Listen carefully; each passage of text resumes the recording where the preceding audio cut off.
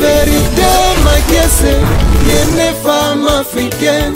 Vérité Magiese, yene mama sociale. Vérité Magiese, yene estrela.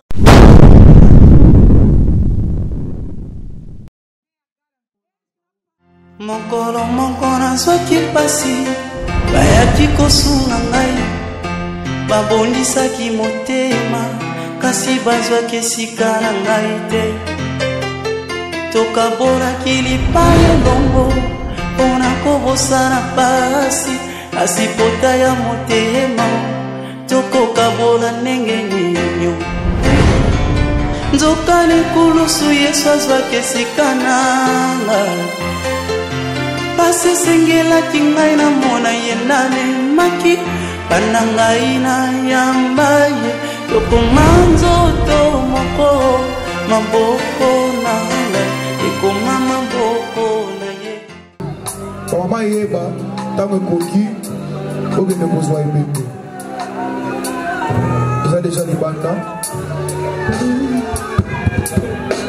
nalingi na umela seko nase ya makolo na yokolo eloko moko te papa ekabona ngai na yo nazali lokola ebwele oyo etoki ya posa na bai nani akopesa ngai baye mpona mela na zuwa kimia motema mpe molimo na ngai kolo etoki na posa na yo kolo napusani na kiti na nkolo na yo oyo nde poli na ngai nalingi na umela seko na se ya makolo na yo kolo eloko moko te papa ekabola na ngai na yo nazali lokola ebwele oyo etoki na posa na bai nani akopesa ngai baye mpona mela na zuwa kimia motema mpe molimo na ngai kolo etoki na posa na yo kolo napusani na kiti na nkolo na yo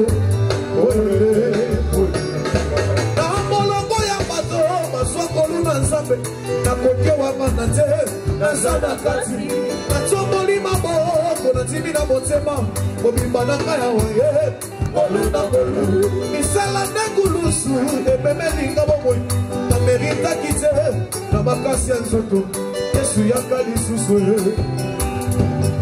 konza na motema oyo nalobi kiti ya mokonzi ebongisi yo mosantu olola yesu masiya na molongo ya bato baswingolu na nzambe nakokewamana te naza na kati na molongo ya bato baswingolu na nzambe nakokewamana te naza na kati natomoli maboko natimi na motema mobimba na ngai awa ye bolu na bolu misala nde kulusu ememelinga bomoi namerindaki te na makasi ya nzoto yesu yaka lisusu kotala motema oyo nalobi kiti ya bokonzi ebongisi na yo mosantu olola yesu masiya soki osali te ekosalema te soki osimbi te ekosimba te soki olobi te ya soki opesi te bilenge nde bandlaka na moto apesi yango soki ye akufi bilaka mpe ekufi bapesanga bilaka eza nzamba lolo akufaka jamai po aza eternel azanga ye bateli azanga mpe na suka bilaka na ye esuwaka jamai nela mpona nini nela mpona nini nela mpona nini namitungisa mpona nini nela mpona nini bilaka na ye esuwaka jamai engayo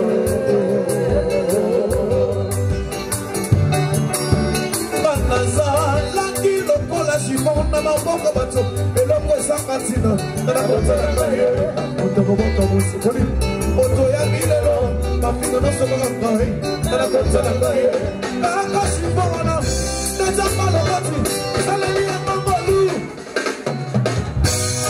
jesu ezomene ntango yesu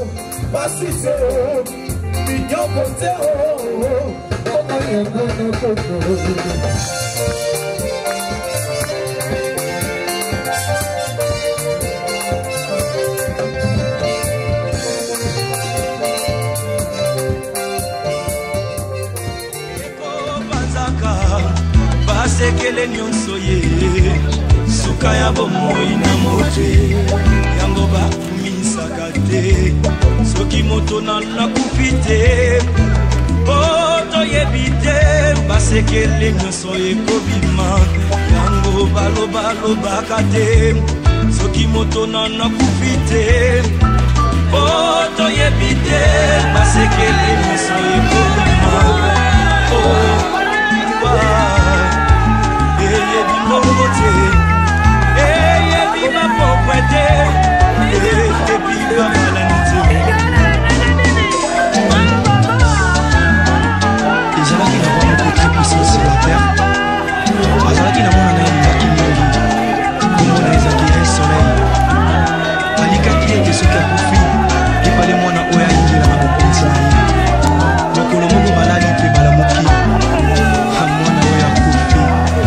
Oliwa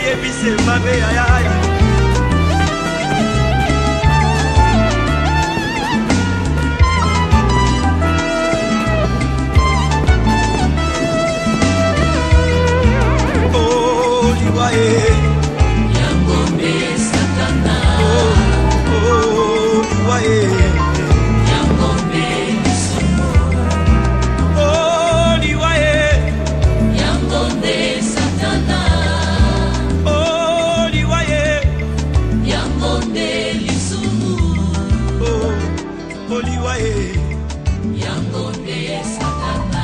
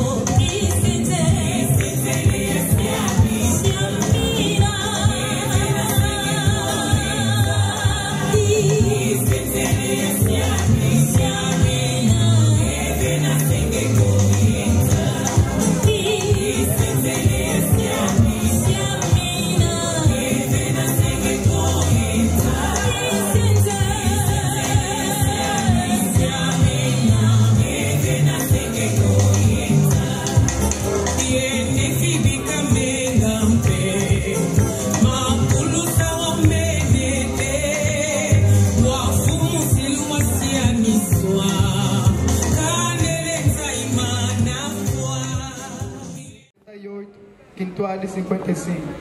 Luz, lua, van, guiendo. Luz, lua, van, guiendo. Luia, lenza. Lutua, sampe, mawe. Temendo, mula, tua, quembela.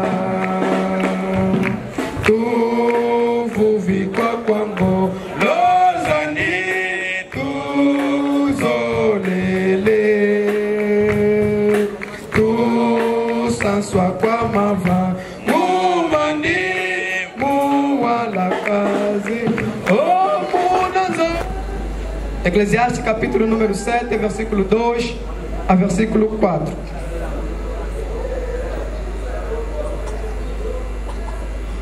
Assim diz a palavra de Deus.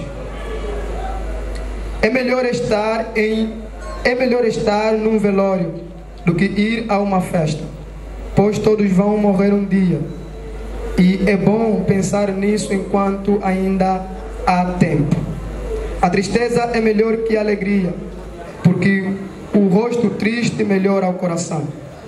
É verdade, o homem sábio está na casa onde há luto, mas o tolo só quer saber de se divertir. Que Deus seja digno de abençoar a sua palavra. Amém.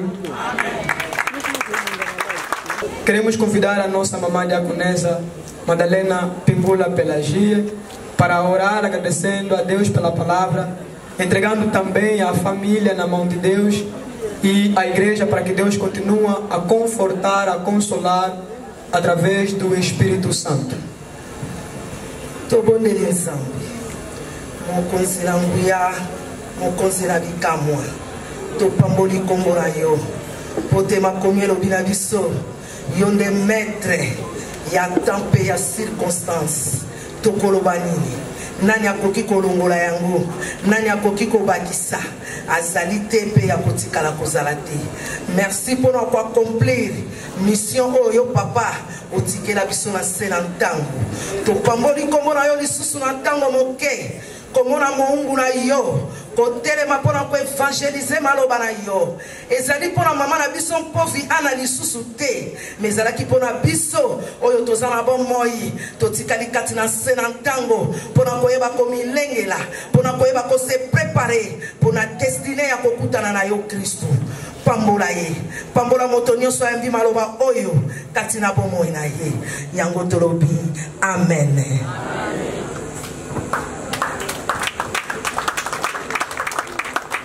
Demos agora tempo à família para prestar a última homenagem. Comunicamos ao povo em geral, vamos render a última homenagem, vamos abrir o caixão, vamos fazê-lo com respeito, sem confusão. Até às 10h30 vamos sair daqui. E temos que lembrar também a tia, mamã, sogra, viveu entre nós. Se alguém deveu a senhora para se apresentar à mesa, e se ela também deve a alguém, que faça a mesma coisa. Hoje, depois da manhã, não vamos receber mais ninguém. Obrigado.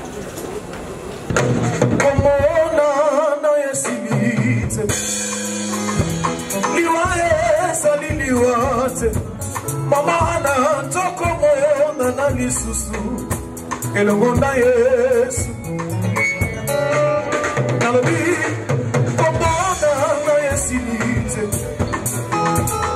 liwayesa liliwate toko moyo na lisusu elongonda Yesu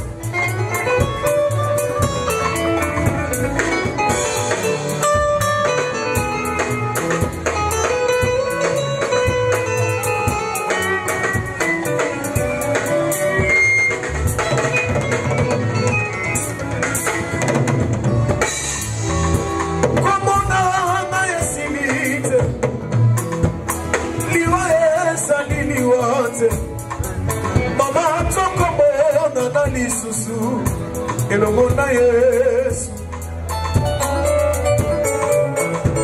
mama ke atiki foto yo elobaka te foto yo esololaka te mama akei yo komona na yesilite anotikidie na pasi tokomona na lisusu elongonda Yesu yemba komona na yesilite liwa esaliwate tokomona na lisusu elongonda Yesu yemba komona na yesilite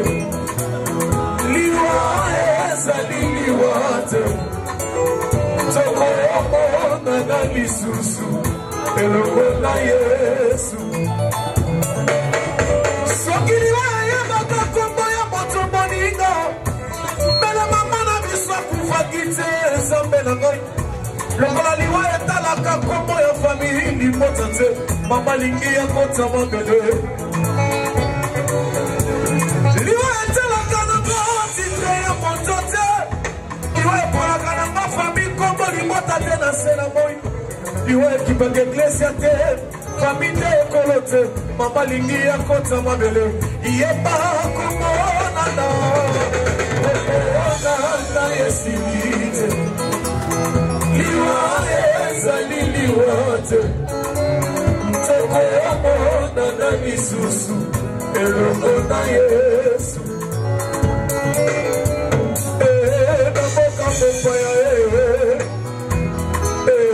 na boka mopaya ntango ozolekaleka bombangu mpo bato baza na nsima mpe baleka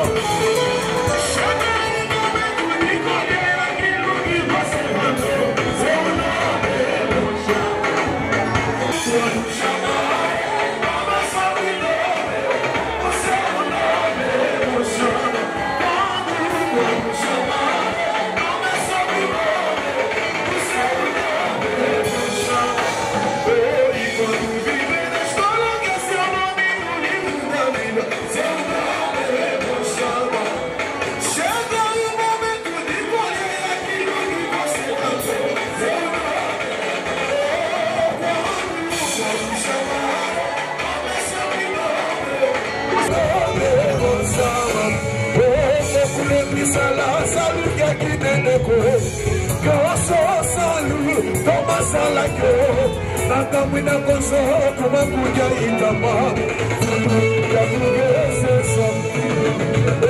Popula Gisala salu Yakineko Yoso salu Tomasala Yo Nakamina Koso Kumakuja Itama Yakugese Mama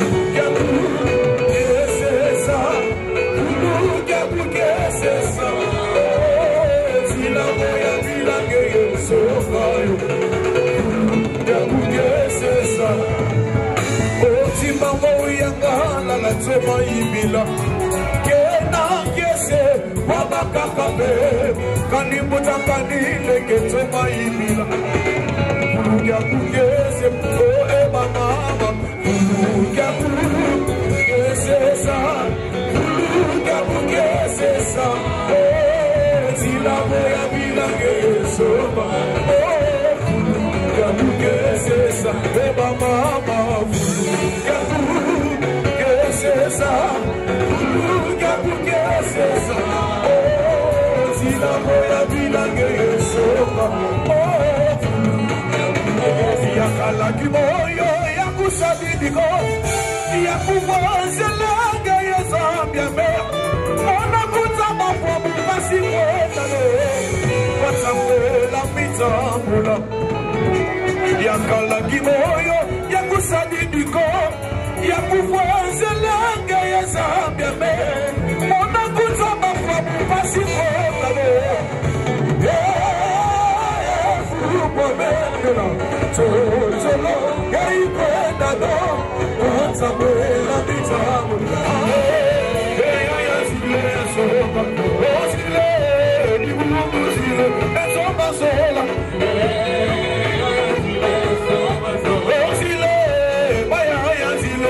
Sopa sola zile, ya zile, sopa zile, bibudu zile, sopa sola zile, ya zile, sopa zile, ya zile, sopa sola zile, ya zile, sopa zile, ya zile, sopa sola zile, ya zile, sopa niyo yonuba, sinanuge.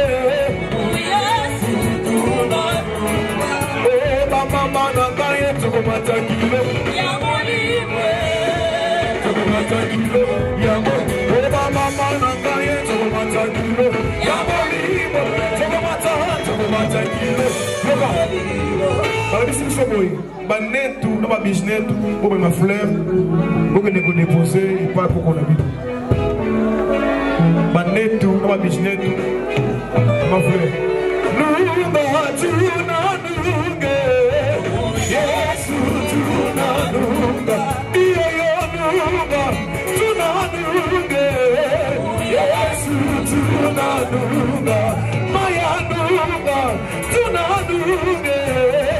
Yesu tunanunga. Eba mama nangaye tukumata kilo, ya malibu, tukumata kilo, ya malibu. Eba mama nangaye tukumata kilo, ya malibu, tukumata kilo, ya malibu, mama nangaye tukumata kilo, ya malibu, tukumata kilo, ya malibu, mama nangaye tukumata kilo, ya malibu, tukumata kilo, oye mama kilima basi mama la la la, wana na zambe yaku mama, hallelujah, kilima basi mama la la la, wana na zambe yaku mama. Hallelujah. Kilima bimasi mama la la la mwana na zambe yaku mama. Hallelujah.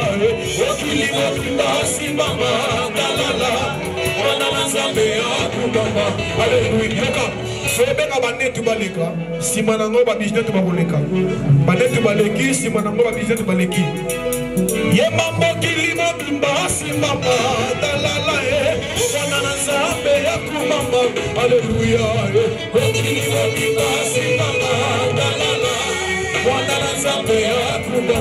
Alléluia. Au revoir.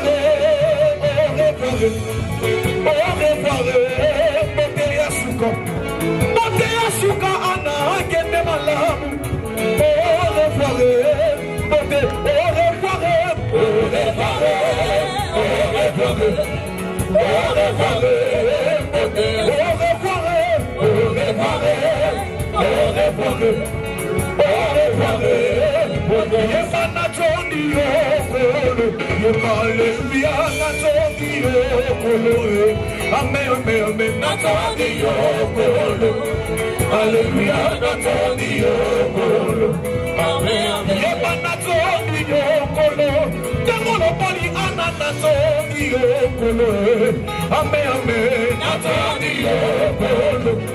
Hallelujah, that's all you. Amen, amen. Oh, chakua, hallelujah.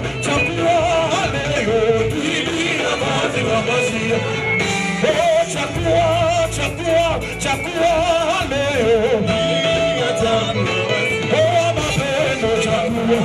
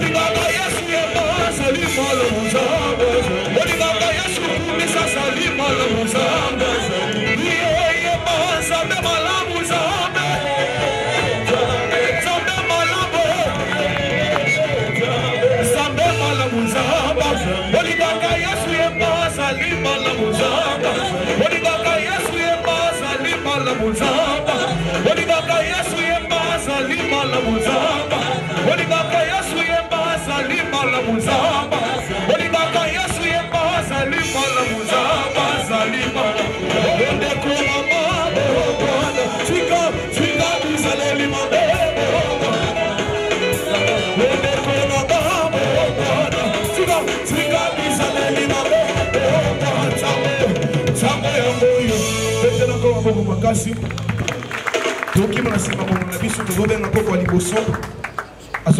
vais sa biographie. Bon, aussi, de la fin en famille. Autografia Povia Ana Pedro, de 73 anos de idade, Estado Civil filha de Pedro Jaque e Maria Adelaide. Nasceu no dia 14 de abril de 1949, natural de Banzacomo, município de Zaire. Foi casada com o senhor de Lopes Caminho, tiveram muitos filhos, 8 rapazes e uma menina. Infelizmente faleceram 6, deixaram 3. Fez o seu estágio, os seus estudos na escola primária no Marchal. Em toda a sua vida, ela rezou na igreja de Eba. Deixou filhos e netos. No dia 20 de outubro, ela ficou doente. Infelizmente, não resistiu. No dia 10, ela perdeu a vida. Faleceu aos 76 anos de idade. Que a sua alma descanse em paz. Muito obrigada.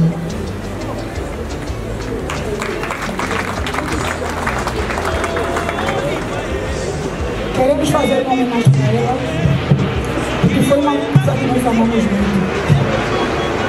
A primeira filha, a Brigitta, diz o seguinte: agradeço a Deus por ter te dado você como uma mãe. Mãe, você me criou, me educaste, me amaste como também amo você. Nunca vou te esquecer. Agradeço a Deus por tudo, que a sua alma descansa em paz. A segunda filha diz o seguinte, a Luponda Adelaide, disse: mamãe, muito obrigada pelo jeito que me criaste, com todo o amor, sofrimento, alegria. Na doença não me deixaste, nem eu se cansei de ti, mas felizmente a realidade da vida que amou me separou. Serei sempre minha mãe, estarei sempre no meu coração, nunca vou te esquecer, querida mãe. A última filha, a Iguetia de Amuini, que não se encontra cá, disse o seguinte: a vida é um mistério, deixa que Deus seja louvado. Estou abalada, mamãe, e sem força, mas que Deus seja louvado. Mamãe, obrigada por ter me guardado 9 meses no teu ventre, com todo amor, carinho. Mamãe, tiveste comigo no momento do sofrimento, da doença, da angústia. Mamãe, eu sou teu modelo. Tu me ensinaste a ser mulher, cumpriste os meus desejos, os meus caprichos, mamãe. Como é que eu estou neste momento, mamãe? Só Deus sabe, mas vou falar o quê? É a vontade de Deus que foi feita na sua vida. Minha querida mãe, se repetir ao mundo, eu serei de novo a sua filha. Mamãe, te amo e sempre vou te amar. Muito obrigada. Eu, como primeira neta, junto com meus irmãos, dissemos o seguinte: avô, sempre foste silenciosa, não falavas muito, mas a gente conseguia te entender, conversar, sorrir, abraçar. Mas desde o dia 20 até hoje, dia 30, avô, se calaste para sempre. Hoje é o último dia que nós tivemos, já não vamos te ver mais. Por isso que, avô, te amamos.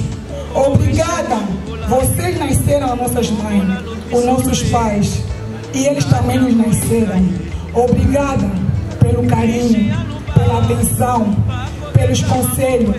Vos agradecemos, avô, porque tem muita gente, os seus avós, pais, deixam casas, riquezas, dinheiro, mas vocês nos deixaram o nome de Jesus.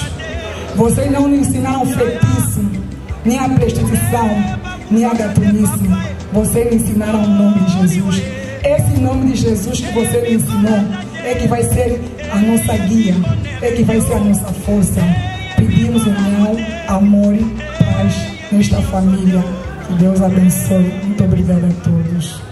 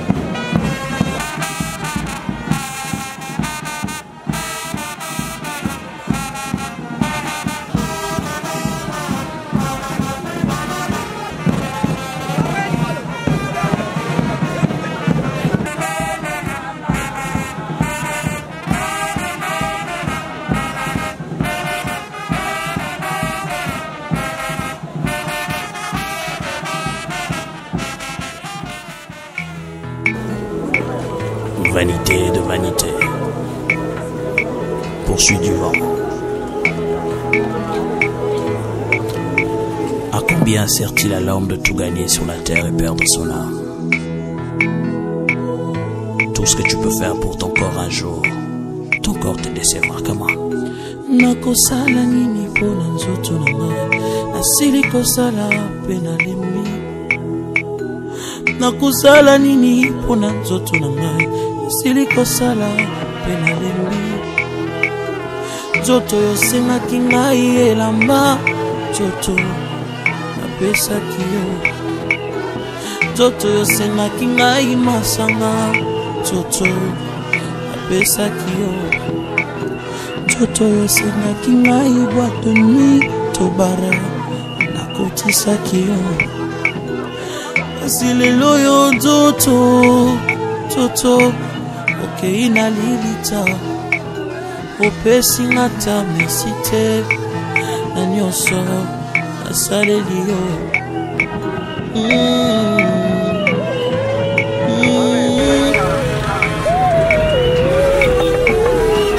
Nzoto na ngai,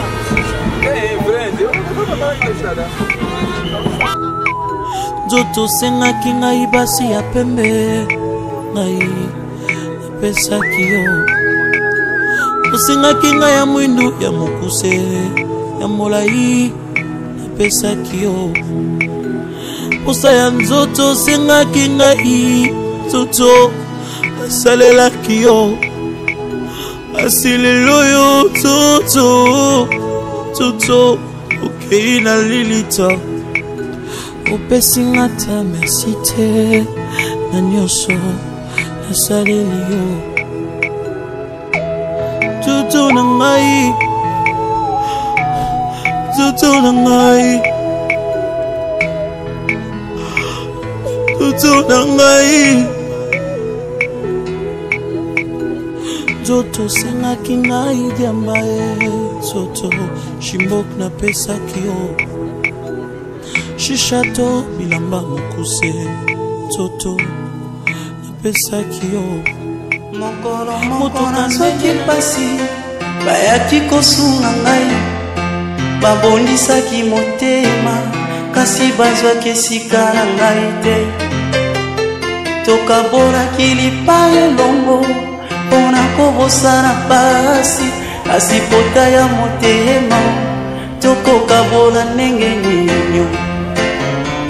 Nzoka likulusu Yesu azwaki esika na ngai, pasi esengelaki ngai namona ye namemaki, banda ngai na yamba ye tokoma nzoto moko, maboko na ngai ekoma maboko na ye. Banda ngai na ndima ye toko maeloko moko, lokola vandi na motema nyonso pasi ya moni yango. Nayebi Yesu yozali ne Nzambe, yokokani solo na moto te o Yesu e. Ndoto na ngai oyeleki monene, ete mokolo moko na elongi na yo. Ameki papa tusaolu vemako iyani moto ono tukawaya kwele ho.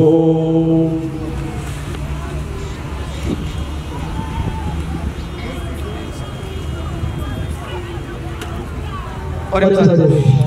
Querido Pai, nós te agradecemos, pois tu és bom. O Senhor nos tirou de casa e nos trouxe até esse lugar. Pela sua segurança e pela sua graça, nos fez andar. Muito obrigado, Pai, pois nada aconteceu no caminho que tirasse a nossa paz. Pai Santo, pedimos que a nossa paz continue a estar conosco, para que todo o ato, toda a cerimônia que fez seja para a honra e a glória de Teu Santíssimo Nome. Pai, queremos continuar a dedicar a sua mão. Seja conosco, Pai, no nome santo de Jesus Cristo, nosso Senhor Salvador. Amém. A vida do homem tem um prazo determinado. contigo está o número dos seus membros e puseste limites e não passará além deles, via dele, para que tenha repouso, até que, como jornaleiro, tenha contentamento no seu dia. Quem crê em mim, ainda que mora, viverá. E quem crê em mim, nunca morrerá. Na casa de meu pai há muitas moradas. Se não fosse assim, eu vos teria dito: vou preparar-vos lugar. E se eu for vos preparar lugar, virei outra vez para vos buscar, para mim mesmo, para que onde eu estiver, esteja vós também. Por isso, esta dia do trono de Deus, e serve de dia e de noite, no seu tempo, aquele que está assentado sobre o trono os cobrirá com a sua sombra. Nunca mais terão fome, nunca mais terão sede, nem sol, nem calma alguma cairá sobre eles, porque o poder que está no meio do trono os apacentará e lhes servirá de guia para as fontes das águas da vida. E Deus limpará dos seus olhos toda a lágrima.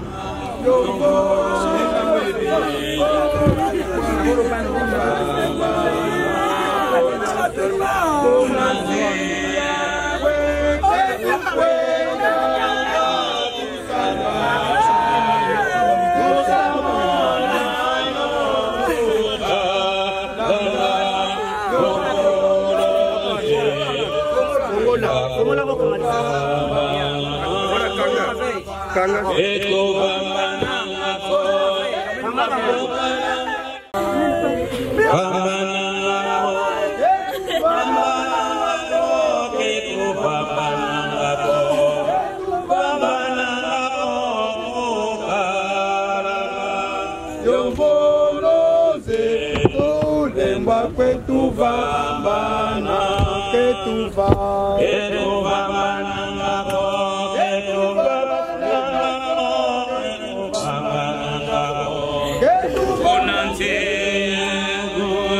tu venanga, tu salanga, tu samona, yo tu cana, yo bonose, tu nena que tu vas.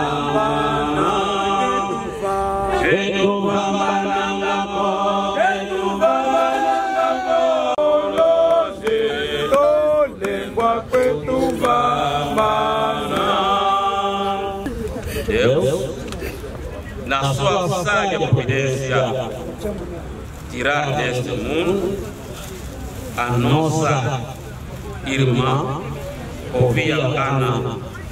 Nós vamos depositar o seu corpo na terra e recomendamos ao Senhor Deus, seu Criador, a sua alma em Jesus Cristo, morto e ressuscitado, e que está sentado à mão direita de Deus. Terra a Deus, povo a povo, cinza em cinza, na esperança da ressurreição à vida eterna, mediante Jesus Cristo, que transformará o nosso corpo vil à semelhança do seu corpo glorioso, para a glória eterna de Deus. Tuete manda, dilevoro, tuete manda, dilezoro, manda, nugo, nuga, manda,